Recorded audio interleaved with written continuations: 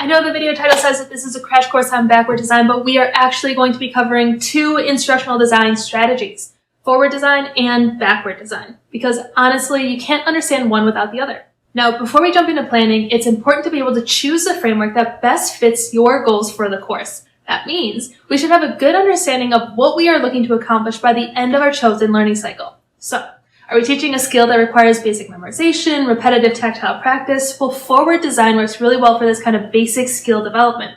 It's kind of random, but sort of fun fact. This style of teaching was incredibly popular during the Industrial Revolution, and it kind of makes sense, right? Here's a skill I want you to learn, show me you understand completely, and then perform repeatedly with little to no mistakes.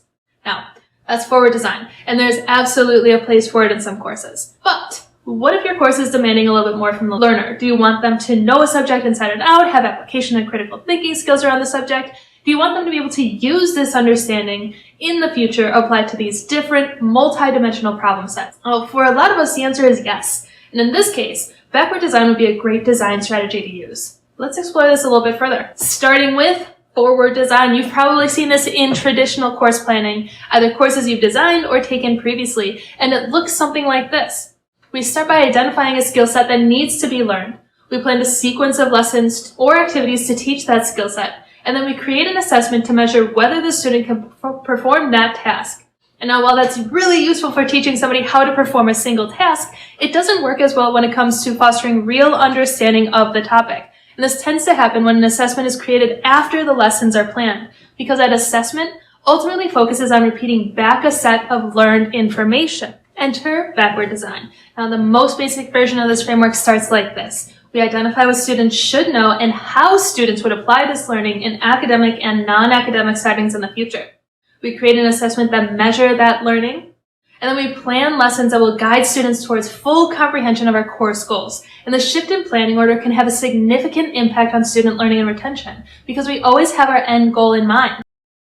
Now, I'm actually going to call a really quick time out here because this assessment piece is actually a key component of backward design.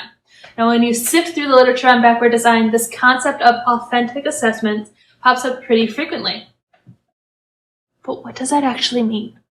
Now, according to this design framework, authentic assessments are realistic, so that means the task itself simulates the way in which a person's abilities are tested in real-world scenarios.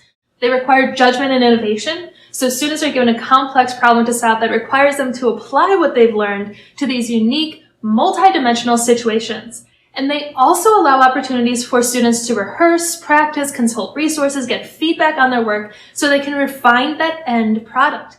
So my favorite example of this is totally niche and comes from my days as a scientist. So oddly enough, it was learning how to put out and control a lab fire. And now what I was expecting was a super boring text-based training module with maybe a few outdated videos. You absolutely know the kind that I'm talking about, but what I got was essentially this escape room, but scientific. The walls were screens that displayed portions of a lab that was on fire. I needed to use this very realistic fire extinguisher game piece to put out the fires. The amount of pressure I used mattered, the aim mattered, the type of fire mattered, and this was such an incredibly effective training module. This happened probably 10 years ago now, but it stuck with me because that assessment was incredibly authentic. I couldn't just scroll through some text, regurgitate what I read. I needed to actually put out those fake fires.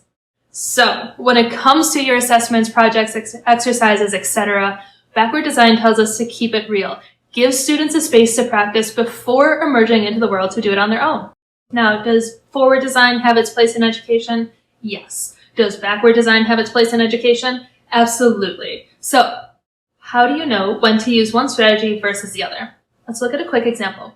If you're trying to teach someone how to use a microscope, forward design would be a good strategy for this. This is a tool they need to know how to use. It's a skill set. But if you want somebody to use that microscope to observe how cells interact and then be able to make predictions about how a disease might progress in the body, backward design would be the better framework, because our priority here isn't learning how to use the tool, but instead using the tool as a vehicle to learn more advanced concepts. Now, backward design can be a new way of thinking for some instructors. It absolutely was when I started teaching.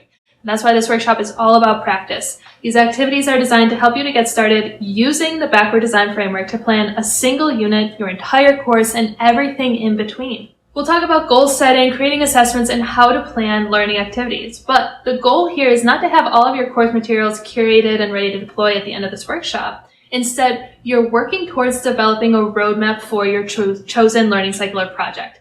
Keep it high level, keep it conversational. What you create is for you and your planning. And don't forget, we're here to help. If you have any questions, send us a note at online@mcad.edu.